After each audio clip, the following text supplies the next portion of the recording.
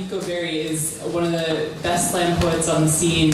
One of our intentions in getting this night together was to bring together folks from a huge variety of styles to try to display some of the diversity of ways that people were writing for the referendum. So yeah, next up, MiKo Berry.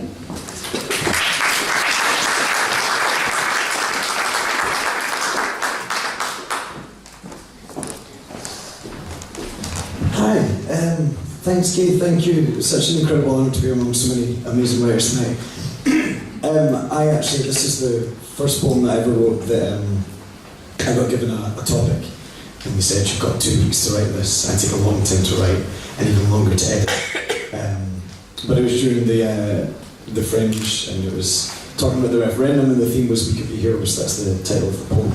But I also just realised when I was sitting back there that this is just over the 3-year mark since I first started writing poetry, and the second gig I ever did, Miss Liz Lockhead was there, and I did a poem about why I hate poetry, because that's how young, obnoxious spoken word people get into spoken word.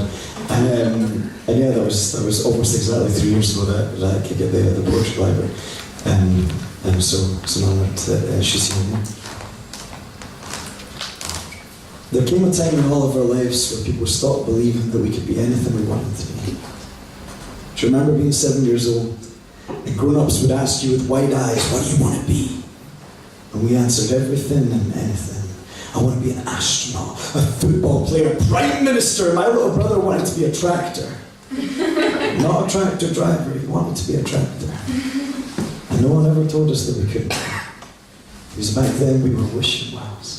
Glass jars of potential filled with IOUs, and one day soon, as the flower doesn't matter. As long as it blooms, you plant the seed and you wait. But we will all grow too big for these glass jars one day, you'll see. Sometimes I wonder when it was that the grown-ups stopped believing in me. It was probably when I decided to be a poet. Instead of something a bit more stable, like, I don't know, a brain surgeon. I mean, I don't see the difference. We're both changing minds, and what we are is not what defines us. What defines us is what we want to be. And most of us, we want to be so much more. Not content with being a solid 6.4 out of 10 anymore. We want to grow until these seeds of doubt that you planted within us blossom into someone you recognize. Someone you wish you knew more about. So just ask me your questions, and I'll tell you it's true that we know more now than we knew, and one day we'll know it all. And until then, we will continue to fall every single time we climb. So if your rope is stronger than mine, then let's reach the top together. And remember, this hand that you're holding is my first. See, I gave my second hand to someone else, someone that could breathe new life into it and make it grip again. I want us to be the kings and queens in the land of what-ifs, in a land where no one's actually royalty. We can keep our armies up our sleeves and redesign the standard. Let's redistribute the wealth and teach kids that if everyone helps everyone, no one needs to help themselves. I want to be leading the chase for tomorrow.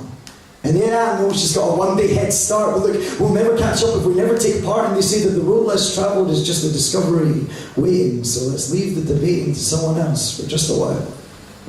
Because no map on earth can show definitively where we're going. The brightest minds on earth have no way of knowing for sure, and that's why there will always be uncertainty in tomorrow. But we just keep on growing. Far too big for these glass jars, because no single seed could ever tell our full story. We are gardens of guts and glory, of struggle and defeat, of rising to meet another challenge. So tell me again why you don't believe we can do this. Give us the chance to prove it, and we will not let you down. There was a time when people believed we could be anything we want to be, and now we want to be heroes.